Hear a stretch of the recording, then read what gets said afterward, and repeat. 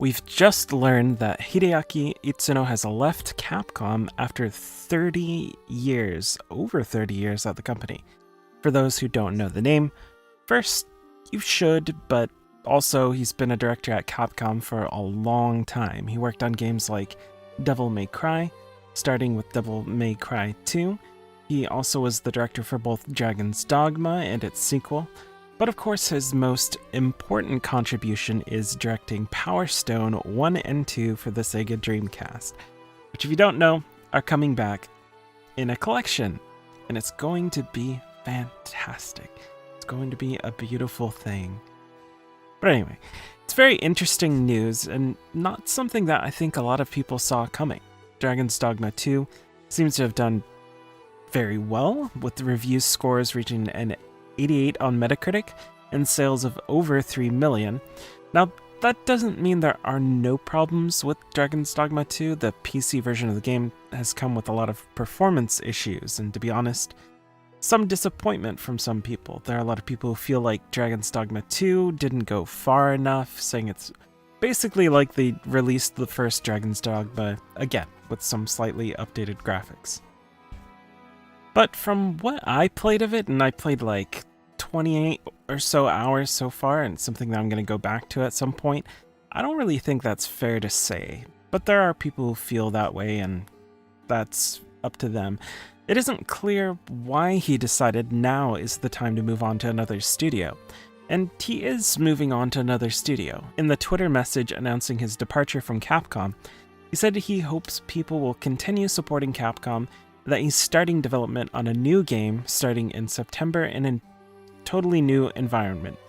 Which is interesting because it feels like he could have asked Capcom to let him develop this new game, but he must have wanted to cut things off here and move on to something new. Really, there's no way to know exactly what his reasons are, and I'm not sure we'll ever know what really went on that made him want to leave the company he's been working at for 30 years. It could be as simple as it sounds, though. It could be just, you work somewhere for such a long time, you just want to go and try something new, try something different.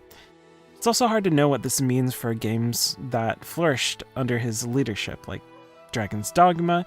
Seems like a franchise that Capcom would like to keep going, and Devil May Cry is a mainstay for them as well, even though it hasn't released a new game outside of mobile.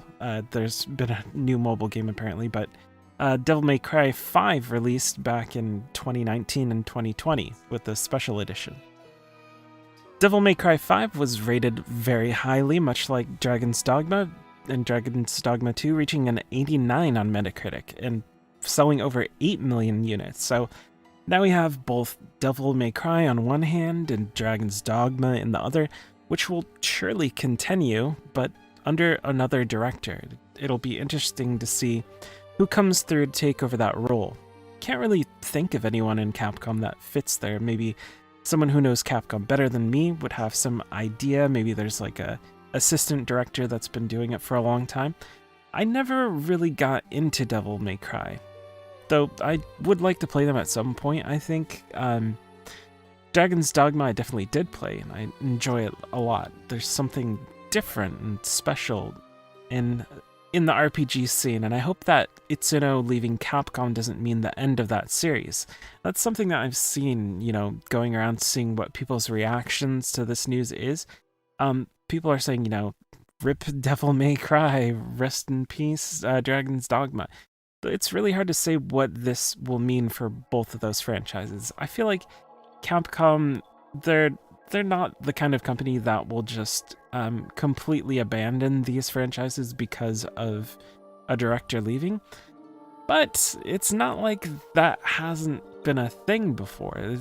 Capcom has had some very well-known franchises that they've left out to dry for very long periods of time. Like Mega Man is probably the most obvious example of that. So I'm curious what other people think. What do you think will happen with Devil May Cry and Dragon's Dogma? Do you have any directors that you'd like to see take the helm at these different franchises? And let me know in the comments. Thanks for watching.